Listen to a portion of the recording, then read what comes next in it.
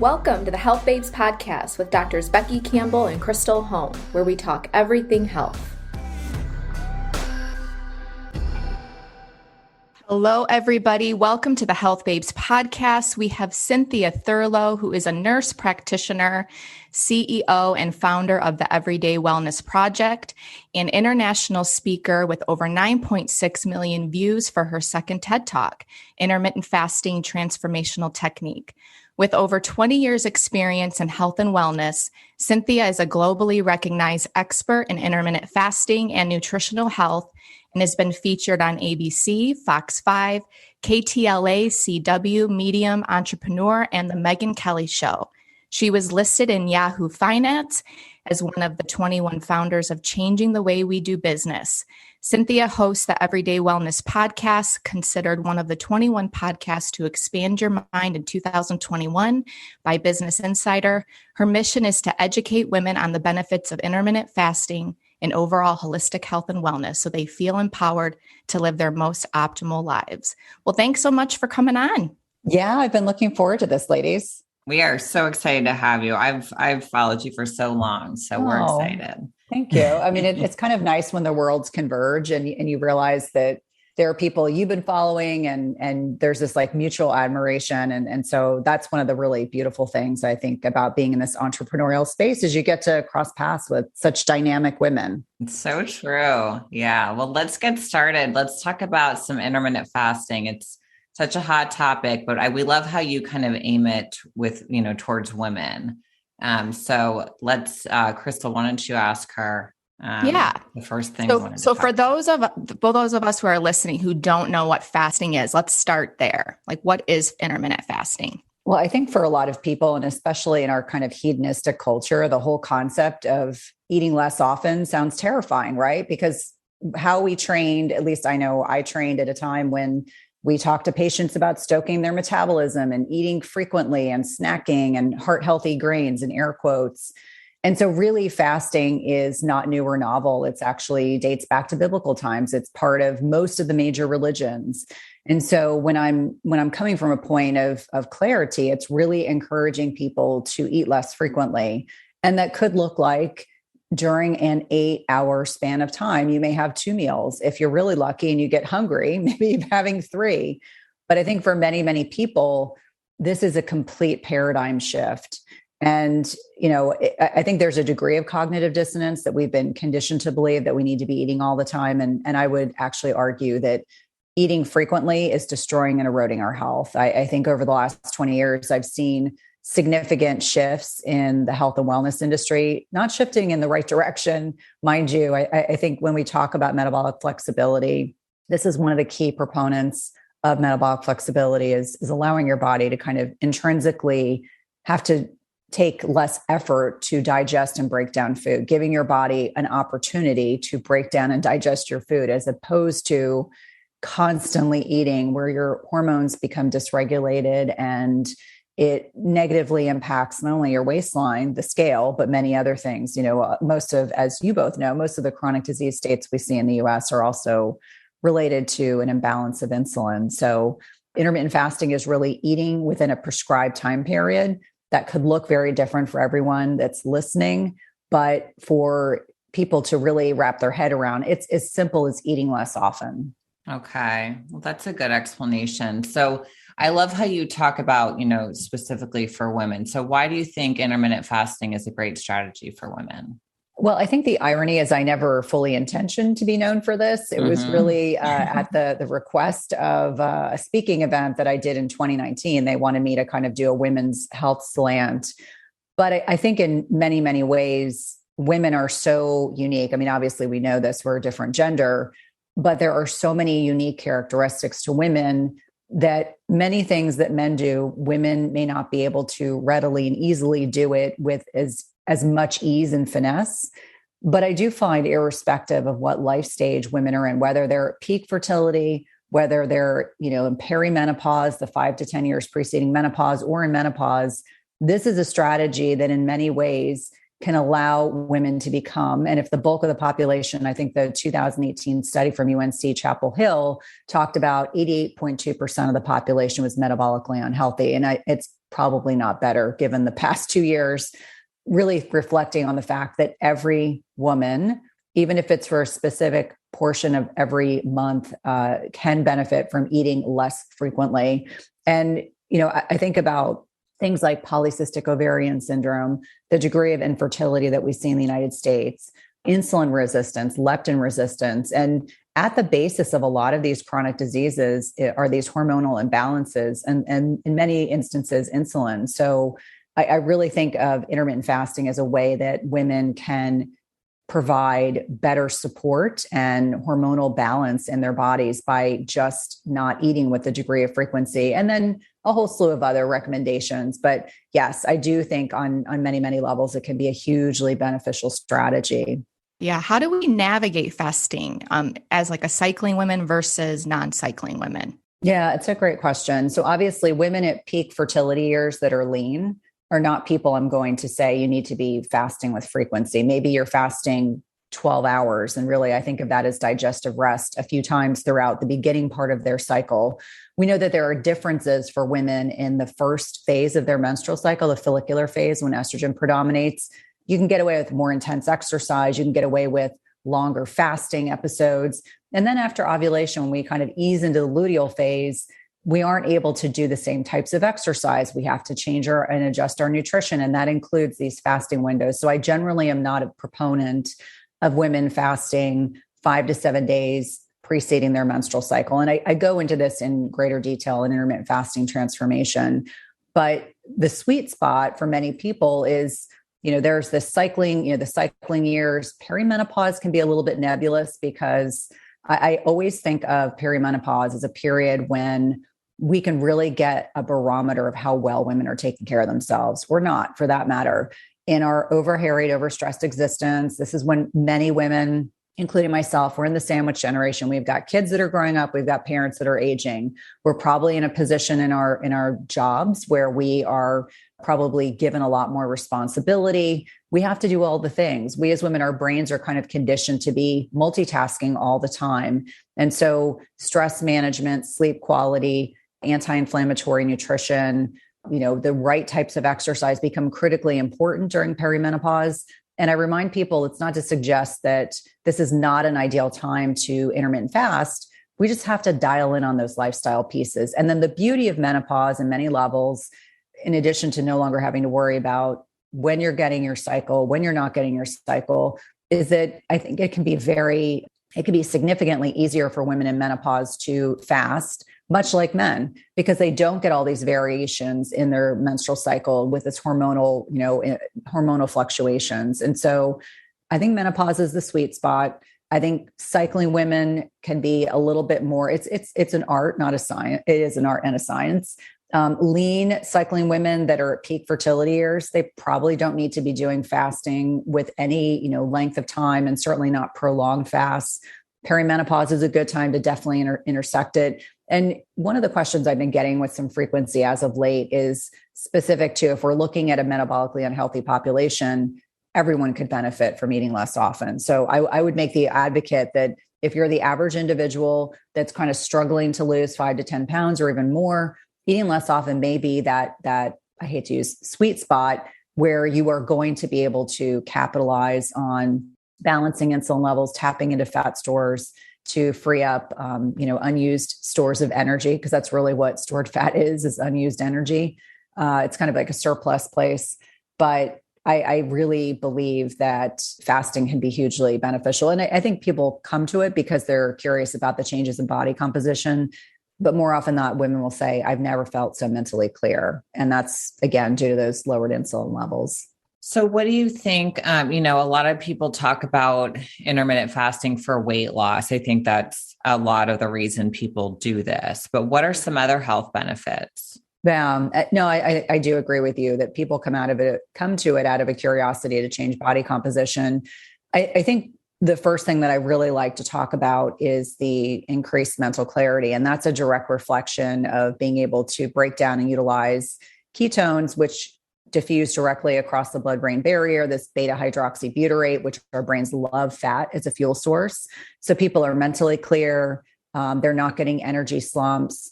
Certainly this nerdy term called autophagy, where our bodies are able to go in a fasted state and break down and get rid of diseased and disordered cells. And it's not to suggest that there isn't any other time during the day that this isn't occurring, but it's really when it's maximized. And given the time period we're in, I like to remind people, like, fasting is a really great way to support your immunity and your overall health. I think about lowered rates of, metabolic diseases. So decreases your likelihood of developing insulin resistance, decreases your likelihood of developing high blood pressure. And for someone with a strong cardiology background like I have, I can't tell you how many missed opportunities I had talking to patients, not realizing in a kind of a traditional sense that interrelationship between insulin resistance driving hypertension. And so I think about that. I think about lowering risk of polycystic ovarian syndrome, fertility disorders, lessening a woman's likelihood that she's going to develop hot flashes. We know there's a lot of interplay between blood sugar dysregulation and hot flash intensity, also mitigating some insomnia issues, which are super common as women are transitioning from into perimenopause and then into menopause. We know it lowers specific types of cancer risk. We know it can improve gut health and immune function. Those are the areas I kind of start from. But I think in many, many ways, it improves overall health. But that mental clarity piece for many, many people is really what keeps them fasting, and almost to the point where they get a spiritual awareness that is secondary to the lowered insulin levels and the use of these specific type of ketones or broken down fats for an energy fuel source for their brains. The other thing that I forgot to mention is a lot of women are protected from cognitive disorders until they go into menopause. And I'd like to encourage women to really consider that we know estrogen is an insulin sensitizing hormone. And as we have these waxing and waning estrogen levels heading into menopause, we are oftentimes protected from some degree of insulin resistance. And if you're not on HRT as an example, and you're kind of struggling with your weight, the recognition that we really want to keep our insulin levels properly balanced to lessen the likelihood that we are going to go on to develop Alzheimer's, which is oftentimes referred to as type 3 diabetes, as well as Parkinson's and other cognitive disorders that can be much more common in menopause. Yeah, I don't think a lot of people know that about the type 3 diabetes. Yeah, it's scary. There's a really good book. I'm not sure if either of you have read it, but it's called The XX Brain by Dr. Lisa Mosconi. I have heard that. It's fantastic. It's like one of those books I recommend so often. I tell people, I don't get any kickbacks on recommending this book. It's just a book that for a lot of people, it's written for the lay public, but it's also like great accessible information for clinicians. But it's really what got my head turned around the fact of the role of, estradiol signaling in the brain and progesterone and how important it is to support these key areas of the brain, and really what makes people more susceptible to developing cognitive disorders with age. It's really enlightening, and not in a scary way. It's more of a informed consumer way. And she does a beautiful job. Yeah, I definitely have to check that out. Don't you think too, when you talked about the immune system, that one of the reasons when we do have, let's say, a virus, our appetite goes down is because it allows our body to stop focusing so much on digestion and help heal faster. Absolutely. And with prolonged fasting, we know that you can get some stem cell activation. But much to your point, a couple of weeks before Christmas, my older son got an upper respiratory infection, and then I got what he had. I was convinced I had COVID because I was so tired. I couldn't get off the couch. I didn't, which is amazing. I think I just had a bad cold. But for 2 days, I didn't eat. And, if I had been around my Italian mother, she would have been trying to force me to eat. And I just really leaned into what my body was intrinsically telling me to do. Stay hydrated, rest as much as possible, rest more than you think you need. And it gives your body an opportunity to really mount a proper immune response. And so I agree with you wholeheartedly that, kind of leaning in, the joke is, starve a cold, feed a fever, or maybe it's the other way around, really leaning in when you're not feeling well. You don't have to eat. Your body needs to be hydrated, but it doesn't have to be this constant onslaught of nutritional, or I'll air quote nutrition, depending on what people are eating in a given meal or as a snack. Yeah.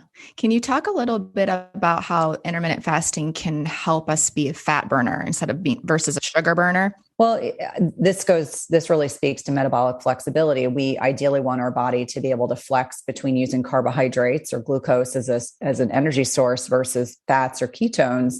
And so the average American is using glucose as a primary fuel source. That contributes to weight loss resistance, energy slumps, the hangry feeling like you want to tear someone's head off because you're so hungry. And you deal with some energy instability. Whereas when you're able to, and Jason Fung does a beautiful job, I want to give him full credit. He talks about the refrigerator. So carbohydrates are in the refrigerator.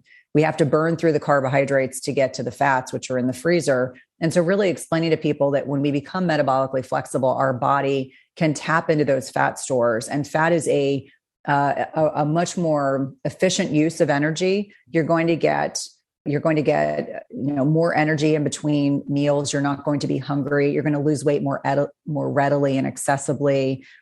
You're going to have that improved mental clarity. And so ketones, as I mentioned earlier, that special beta hydroxybutyrate, when it is diffused across the blood-brain barrier, that's when those insulin levels are certainly much lower, but it also allows people to go from one meal to the next without getting hungry. They're going to have sustained energy. They're not going to eat a meal and feel like they need to go take a nap.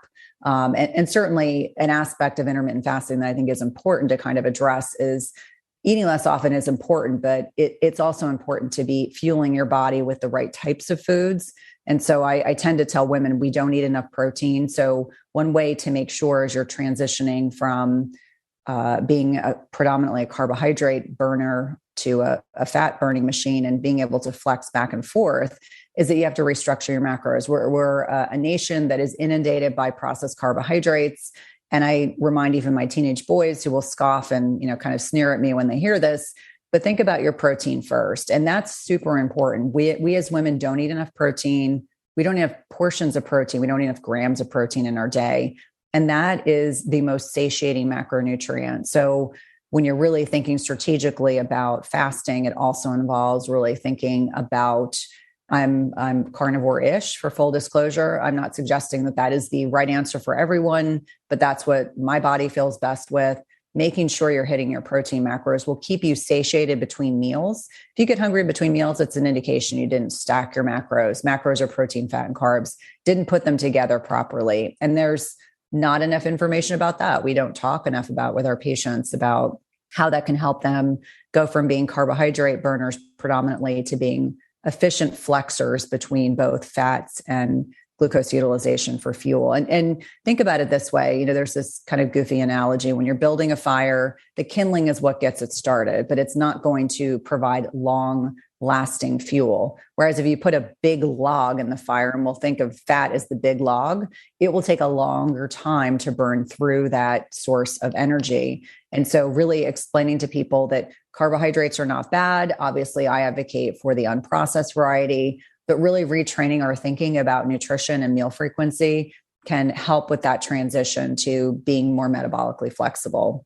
Okay, so I have a question about who is not right for this. And before you answer, I want to kind of give you and use me as an example. Mm-hmm.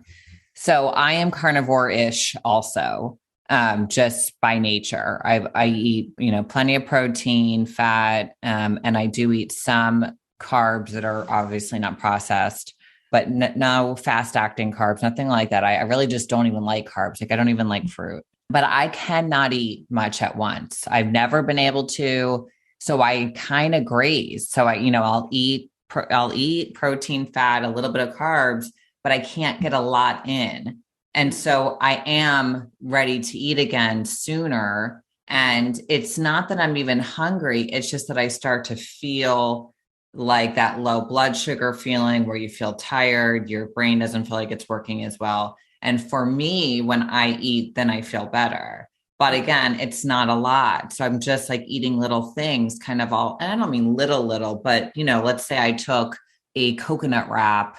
Some people would probably eat two of them and whatever. I would eat one and maybe not even finish it. That's how much I can eat at once with, veggies and protein and fat on it.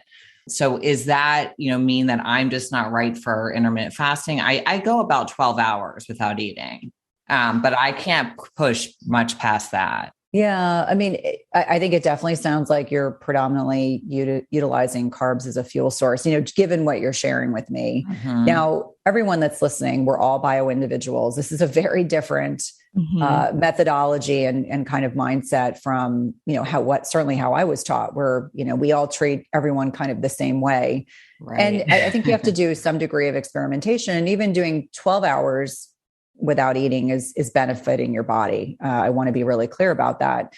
Now, if you feel like you can't make it to 13 hours, I would just suggest that, a bit of experimentation, depending on where you are in your menstrual cycle. You'll very likely, the first 2 weeks of your menstrual cycle, from the day you start bleeding until you get to the middle of the month, you're going to have more flexibility. You could probably push the envelope a little bit more. And then after ovulation, there are a lot of women who just don't feel like they can push that fasting window. So I would suggest, I don't know how many grams of protein you're eating in a sitting, but if you're doing 20, maybe do 25 and see how you feel. The fact that you're getting hungry in between meals just tells me you're not getting enough nutrition. Yeah. I did have a really great call earlier this week on another podcast. And that podcast host was super transparent with her listeners and just said, listen, I'm healing myself. I've healed myself from an eating disorder.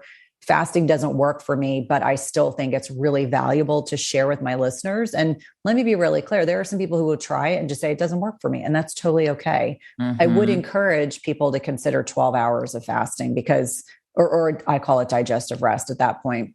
Yeah. Because you're still doing a lot of benefits, but a lot of people don't even do that. There was actually I forget when the study was done. It was Sachin Panda, and he was looking at meal frequency through an app in this study.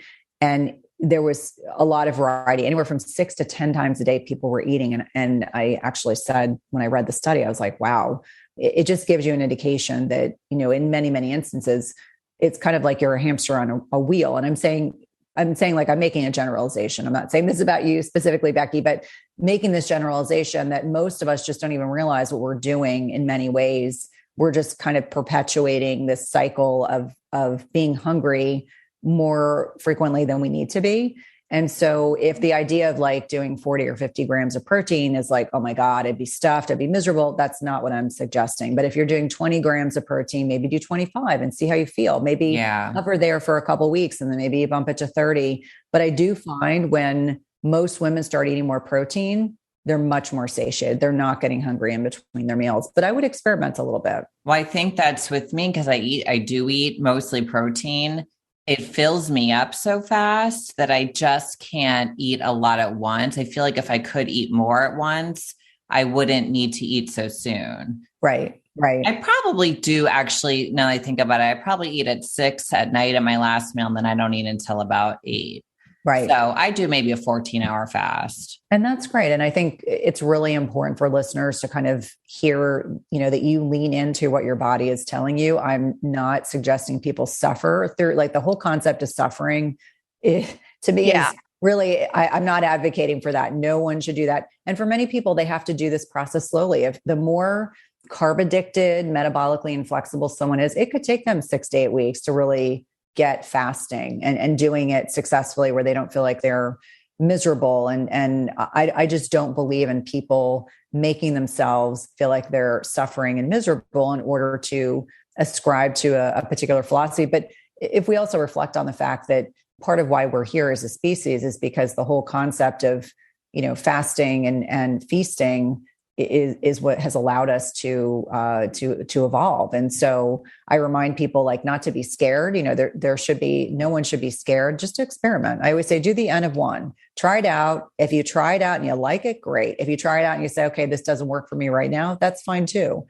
But at least to experiment to see, how do you feel when you are in a fasted state? And I think more often than not, people are surprised at how good they feel. Yeah, because I do feel good when I wake up. Mm-hmm. I used to wake up starving, and that's when I ate more carbs. Yep. And now I wake up and I don't need to eat right away. I feel good for about 2 hours, but then I need to eat.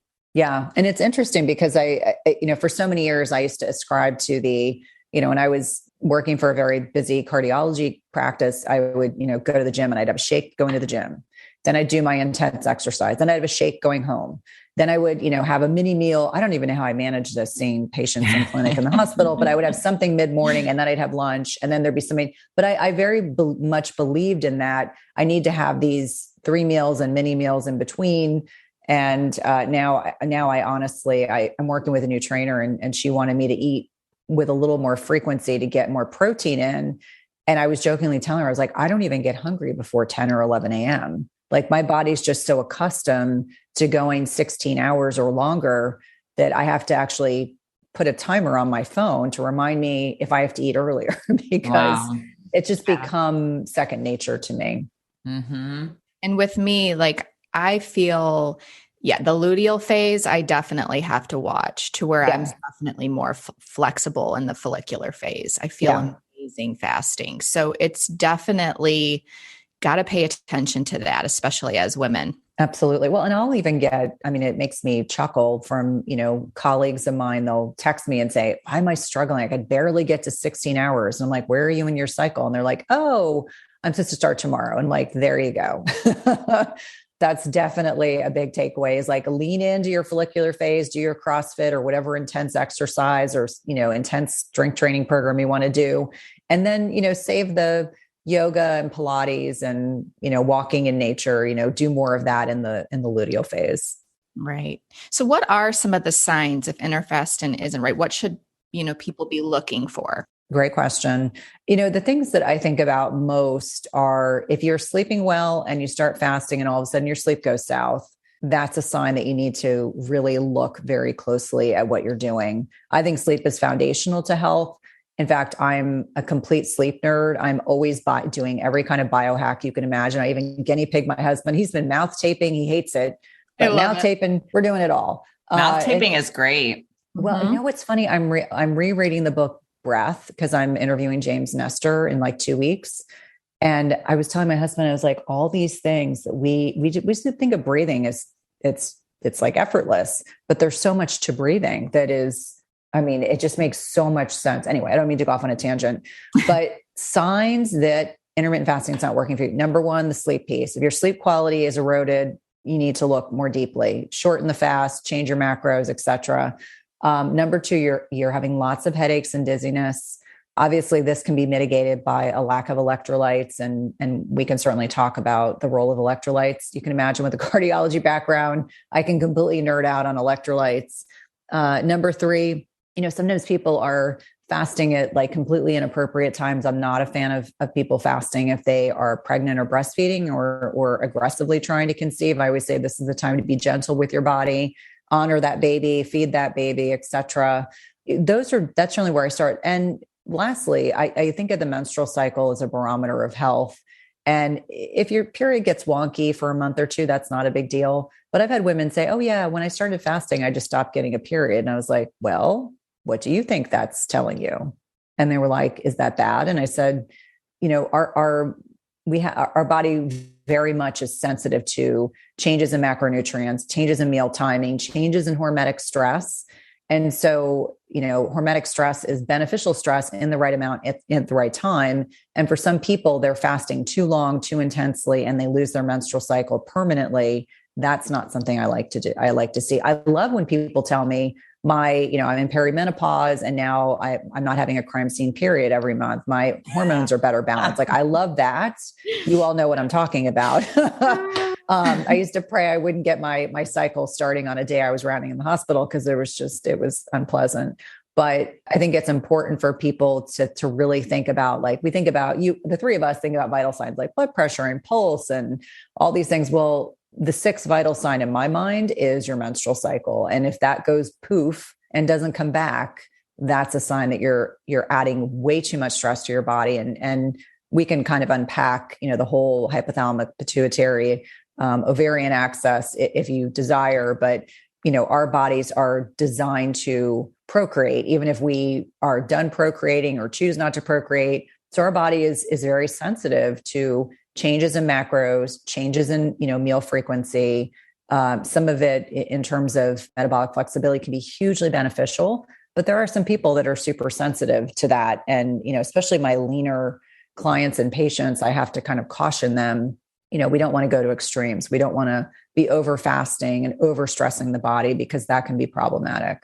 Yeah, we have a lot of patients that come to us with no period, and it's either overtraining, under eating, or post birth control pill. Yeah. Well, I think I had, my boys are 2 years apart, but I breastfed each one for a year. And I remember, between like being pregnant, breastfeeding, I was talking to my OB and I was like, I haven't had a period in like 2 years. I remember her looking at me like, what? And I said, in my body with breastfeeding, I just eroded all of the estrogen stores. I was at like the leanest I had ever been. And she said, we need to stop. Like, it's time to stop. Like, that's, one of those things that we just don't talk enough about. And I was like, here I am on the clinician. I didn't even put those and this is way before I ever fasted. I had never put those variables together. I was like, oh, that makes sense. Okay. Yeah. Definitely. Yeah. We see a lot of women who've had children who don't get their period for a while. Yeah. Some of it's kind of a blessing, but then you get to a point where you're like, maybe this isn't a good thing. Well, can you tell us about your new book you have coming out? Yeah. So this is really a labor of love. Obviously, I really focus on fasting in women. I just think there's not enough information that's accessible to not only clinicians, but just the lay public on how to safely navigate this. And I kind of weave in my own personal story that in perimenopause, I feel as if fasting gave me back my health. I had always been super healthy, but I hit a wall. This is a perfect example of what not to do in perimenopause, hit a wall. And I feel like intermittent fasting was part of my journey back to health. And, I really lay out how to fast at each stage of our life stages. So obviously women spend 40% of their lifetime in menopause. So we talk about menopause, we talk about perimenopause, we talk about peak fertile years, how to go about fasting safely, what to look for. I kind of map everything out for people. And then there's a 45-day program. And this is really 3 years worth of blood, sweat, and tears in a very beneficial way, along with an amazing set of recipes created by my good friend and chef, Beth Lipton, very carnivore-ish. I had to fight really hard. I really wanted women to lean into protein, to not be afraid of protein, to understand that plant-based protein is a very different kind of protein, and to really be cognizant of their carbohydrate intake. Again, not anti-carb. I'm not saying everyone needs to be ketogenic, but most of us, and especially north of 40, need higher quality carbs in smaller amounts. And I know that's not a sexy topic. And sometimes people, like, their eyes glaze over, or they don't want to hear that. But we do, north of 40, need to eat differently than we did in our 20s and 30s. It's just a fact of life. And I like to do it in a way where there's no fear mongering. I just like to provide the information, the research, the science, and allow women to kind of navigate getting through this program. And so I'm really, really excited. It's Intermittent Fasting Transformation. IF45 is the actual name of the program that I created in response to that TED Talk that went viral. And so allowing me to have 3 years of tinkering, what works, what doesn't work, what are the things you need to look out for? Because I think on so many levels, if you take 20 women, you might have a couple that it just won't resonate for them. And that's totally okay. But most, if not all, women benefit from eating less often. Yeah. And if you guys are listening to this prior to March 15th, right? That's the release date. Yep. It's on pre-order. So order it anyway. And if you're listening to it post March 15th, you can get it now. So, and do you have any specific, and if you have a specific link you want us to link to, we can definitely put that in the show notes if there's any. Absolutely. And there's a lot of pre-launch bonuses. So this is one of the things I've been encouraging people to understand. Like, there are a lot of bonuses that are only available pre-launch. So prior to the 15th, which we will definitely make accessible to your team so that you can share it with your listeners. Really cool things. Like, I'm a big believer, if I'm going to give some a bonus, it's going to be something that's worth their time and effort.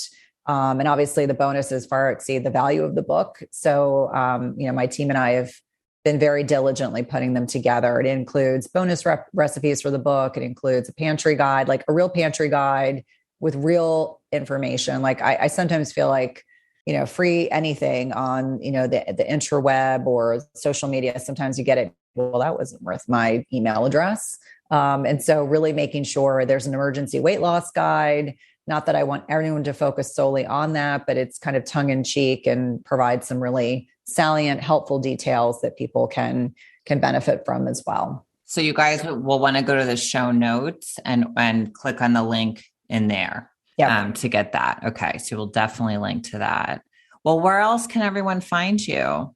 I'm kind of everywhere right now. So I have a podcast called Everyday Wellness, and I really kind of zoom in on serving women's needs at, midlife and beyond, although we definitely also address topics that are relevant to women still in their peak fertile years. I'm on Instagram. I'm on Twitter, where you might find me be a wee bit snarky. That's really where I think my true personality comes out. We like snarky, Cynthia. Especially me. Yeah, I grew up in Jersey. I can definitely be snarky. And occasionally I can't restrain myself. And my team's like, oh, Cynthia, why did you say that? I'm like, well, sometimes it just comes out. Be yourself, girl. Exactly. But I'm on LinkedIn. I'm on Twitter. I'm on Instagram. I've got a free Facebook group called Cynthia Thurlow Intermittent Fasting Lifestyle / my name. And that's where I get a lot of content from. What are the questions people have? I really use it as a litmus test. And then obviously my website, www.cynthiathurlow.com, where you can pre-order the book. You can also find it on Amazon, Target, Barnes & Noble, or any of your local bookstores. It's Intermittent Fasting Transformation, IF 45. Yeah, I cannot wait to read it. So yes, me too. Very excited. Cynthia, thank you so much. You're so great.